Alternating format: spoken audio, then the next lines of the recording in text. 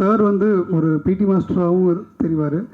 ஒரு அப்போ அழகான எனக்கு சாரோட இன்டர்வியூஸ் வந்து நிறையா அவங்க ஃபேமிலியோடு பார்த்துருக்கேன். ஸோ அவருடைய அதர் சைடை நான் அங்கே பார்த்துருக்கேன். ஸோ என்னால் ரெண்டுத்தையும் காட்ட முடியும்னு ஒரு நம்பிக்கை இருந்துச்சு.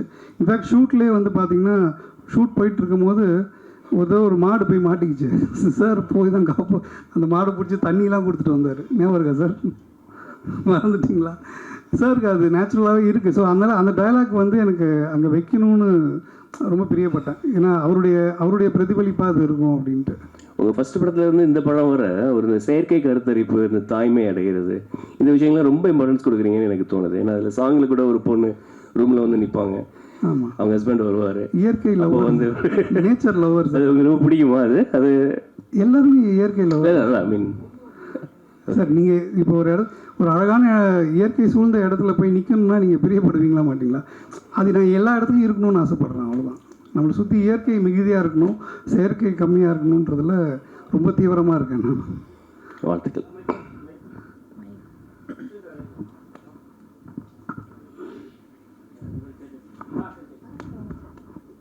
கிஷோர் சார், ஓடிடி பாலு எந்த லாங்குவேஜில் நிறைய படங்கள் நிறைய வெப் சீரிஸ் பண்ணிகிட்டே இருக்கீங்களே, இப்போ ஒரு பிஸியான இதாக இருக்கீங்க. தமிழ் படங்கள் குறைவாக இருக்கா இப்போ உங்களுக்கு? அப்படிலாம் ஒன்றும் இல்லை சார். அது சில வாட்டி அப்படி தான், சினிமா அப்படி தானே, வேலை இருந்தால் கண்டினியூஸாக வேலை இருக்கும், இல்லைன்னா என்னது வேலையே இல்லையா, நீங்கள் எதுவும் வேலை போட்டுட்டு உட்காந்துருப்போம். ஸோ இல்லை ஆஃபர்ஸ் எதுவும் வரலையா? இது மாதிரி இருக்குது சார், நடந்துகிட்டே இருக்குது. ஷூட் போயிட்டே இருக்குது. அது ரிலீஸ் ஆகிறது சிலது லேட் ஆகும், சிலது உடனே ரிலீஸ் ஆகும், அப்படி கேப் வரும்னு நினைக்கிறேன். தேங்க்யூ. கிஷோர் சார், இது வந்து கிஷோர் சார் வந்து நாங்கள் நிறைய டைம் பார்த்துருக்கோம். வெற்றிமாறன் கூடவே பயணம் பண்ணுவார். இப்போ அரசன் படம் வந்திருக்கு. ஸோ அவர் கூட வந்து நீங்கள் பயணம் பண்ணுறீங்களா இல்லை எப்படி? இன்னும் தெரியல, அதை ஷூட் பண்ணதுக்கப்புறம் தான் தெரியும். இல்லை அது நடிக்கிறீங்களா? அதான் இன்னும் தெரியலன்னு சொன்னேன்.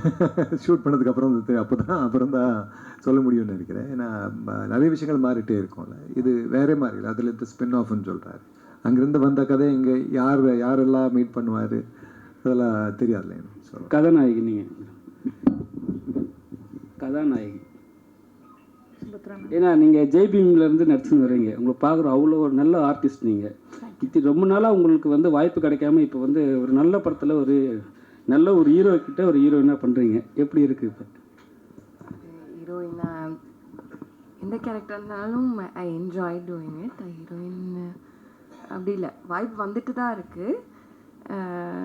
நான் கொஞ்சம் ஒரு வருஷம் வந்து வேறு வேலை பண்ணிக்கிட்டு இருந்தேன். ஸோ அதனால் பிரேக் எடுத்திருந்தேன். But I enjoy doing any, அது ஒரு நாள் ஷூட்டாக இருந்தாலும் சரி, இந்த மாதிரி லீட் ரோடாக இருந்தாலும் சரி, என்ஜாய் மை ஜாப்.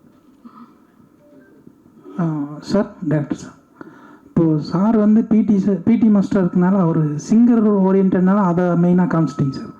இப்போ சுபத்ரா அவங்க வந்து அவங்க ஃபேமஸானதே அந்த கிளாஸ் தான், பரியரும் பெருமாள். அது அவங்களுக்கு என்ன ஒரு கிளாஸ் இனிமே இல்லையே, அது எதனால் அதனால் எடிட் போயிடுச்சுங்களா எப்படி? இல்லை, கிளாஸ் சீனாக எதுவுமே இல்லை. அது தேவதை டீச்சர் ரெஃபரன்ஸே இருக்கும். ஓகே, அதான் வெறும் டீச்சர்ஸ் ரூமில் இருக்க மாதிரி தான் காமிச்சிருக்கீங்க. ஆமாம், அவங்க கிளாஸ் ரூம் இல்லை சார். கதை அங்கே இல்லை சார். கதை வந்து அங்கே இல்லை. கதை வந்து வீட்டுக்கு நிறைய. அப்புறம் எடிட்டருக்கு ஒரு கேள்வி சார். நான் தான் சார்.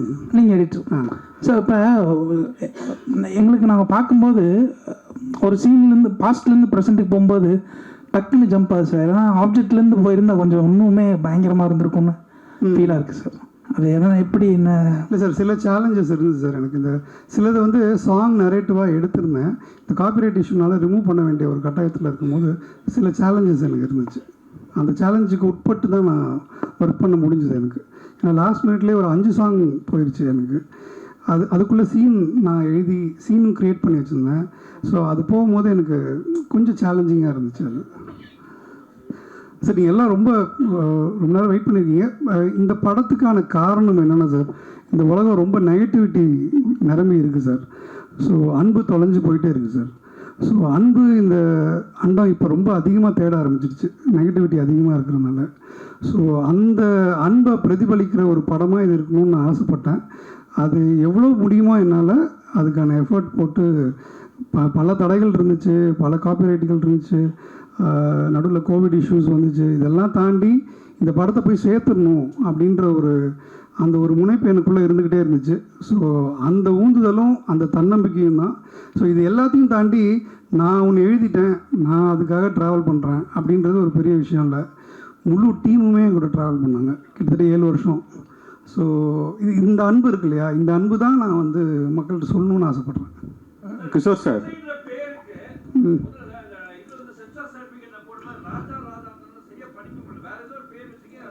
ராஜாக்கு ராஜாடா இல்லை, அதுவும் காப்பிரைட் இஷ்யூ தான்.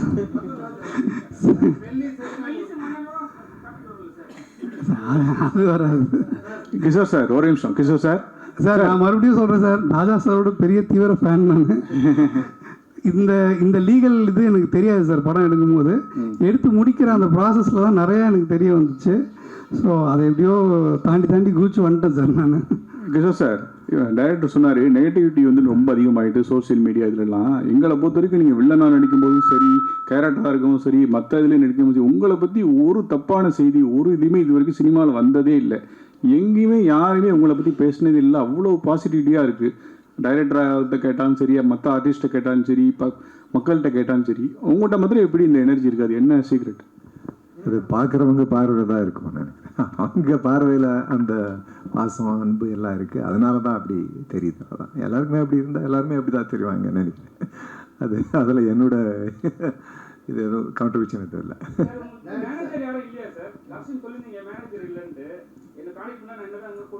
இருக்காங்க சார், நான் தான்.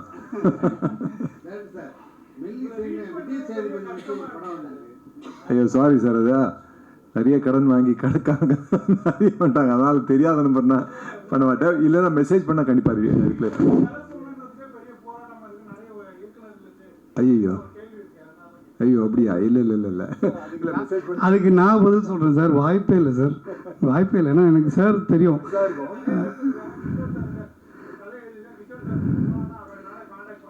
இல்லை சார், அது எனக்கு தெரிஞ்சு அது வாய்ப்பு ரொம்ப கம்மி. அதான் சார் வெற்றிமாறன் சார் சொல்லுவார், Kishore sir is by philosophy is a Gandhian but by action is a கம்யூனிஸ்ட்ன்ட்டு. அது கால் பண்ணியிருப்பாங்க, அது வந்து யாரோ சொல்லி நான் விட்டுருப்பேன். இப்போது எப்படின்னா, இப்போ எனக்கு நானும் டைரக்ட் பண்ணுறேன். இப்போ எனக்கு கண்டிப்பாக இந்த ஆக்டர் வேணும்னா நான் தேடி போவேன், எப்படியாவது அந்த ஆக்டரை பிடிச்சிருவேன். ஸோ கண்டிப்பாக நான் தான் நடிக்கணும், இல்லைன்னா டெஃபினட்டாக நிறைய நல்ல நடிகர் இருக்காங்க. ஸோ யாராவது ஓகேன்னா அப்படி பண்ணிடுவாங்கள்ல. ஸோ கண்டிப்பாக தேடி வரும் அந்த ஆப்பர்ச்சுனிட்டின்னு அந்த ஒரு ஒன்றும் இருக்கும். இல்லைன்னா சில இடத்துல மிஸ் ஆகிடும். சில வாட்டி ஏதோ ஒரு வேலையில் இருப்போம், ஷூட்டிங்கில் இருப்போம். அதான் நான் சார் சொன்ன மாதிரி மேனேஜர் அசிஸ்டண்ட்டெல்லாம் வச்சுக்காதது அதுவும் ப்ராப்ளமாக தான் இருக்குது. ஸோ அந்த மாதிரி அதை ரிசீவ் பண்ணாமல் அப்படி ஏதாவது ஆகிருக்கலாம். சொல்லுங்கள் சார். விஜய் சேதுபதி வச்சு ஒரு மெல்லிசைன்னு ஒரு அது வரல சார். அது பை சென்சார் அப்படி இருந்தாலும் அதை யூஸ் பண்ணிக்கலாமா வராட்டிக்கும்? ஏன்னா பாதி படம் ஷூட்டிங் போயிருந்தது. இல்லை எது சென்சார் ஆகுதோ அது சென்சார் ஆனது புரியாத புதிர்னு. ஓகே. அவங்க ஒர்க்கிங் டைட்டிலாக மெல்லிசை வச்சாங்க, பட் அவங்க லேட்டர் ஆன் சென்சார் பண்ணி போனது வந்து புரியாத புதிர். ஸோ கிட்டத்தட்ட 7 வருஷமாக இந்த டைட்டில் என்கிட்ட தான் இருக்குது. ஸோ அது அவங்களது கிடையாது சார். இது இப்போ தேட்டருக்காரங்கள பெரிய நடிகர்கள் நடிச்சிருந்தா மட்டும்தான் படத்தை முதல்ல வாங்குறதுக்கே பேசுகிறாங்கன்னு சொல்கிறாங்க. இதில் சார் கிஷோர் சார் குறைச்சி மதிப்பு இல்லை, யதார்த்த நிலைமையை சொன்னேன். கிஷோர் சார் எந்த லிஸ்ட்லேயும் அதில் இல்லை. எப்படி நீ இந்த படத்தில் நடிக்க வச்சே ஆகணும்னு முடிவு பண்ணீங்க?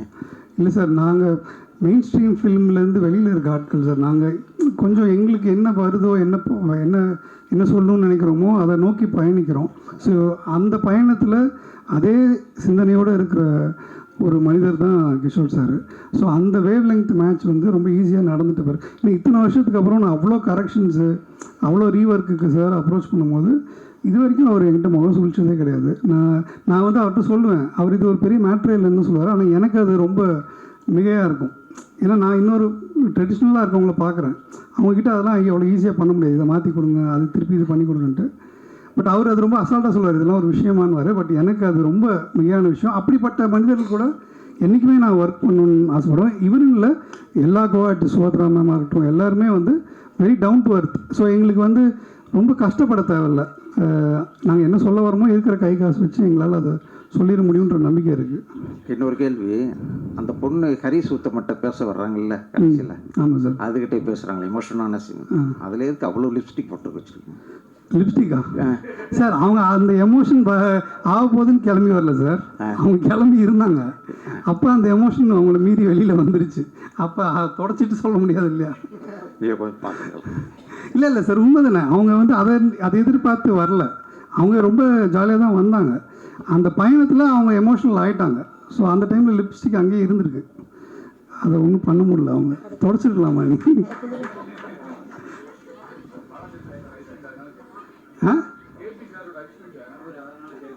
இல்லை சார், நான் வந்து உண்மையாக தான் சார் சொன்னேன். நான் அதை வந்து அஃபென்சிவாக தான் சொல்லலை.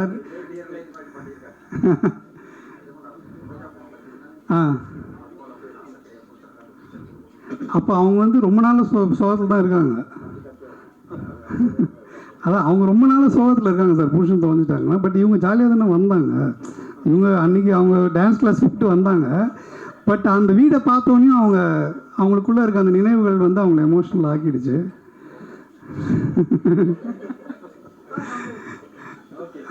ஓகே, காலையிலேருந்து 3 படம் பார்த்துருந்தாலும் பிரசன்ட் மீடியா இவ்வளோ நேரம் வெயிட் பண்ணி இந்த படத்துக்கு ஆதரவு கொடுத்தீங்க, ரொம்பவும் நன்றி. இப்போ படம் கிளாசிஃபைட் ஆட்ஸ், டிஸ்ப்ளே ஆட்ஸ், சிறிய விளம்பரம் முதல் பெரிய விளம்பரம் வரை அனைத்து கடைகளிலும் வீடுகளிலும் இலவசமாக டிஸ்ட்ரிபியூஷன் செய்து தரப்படும். சென்னை எக்ஸ்பிரஸ் நியூஸ் பேப்பரில் always your neighbourhood news paper.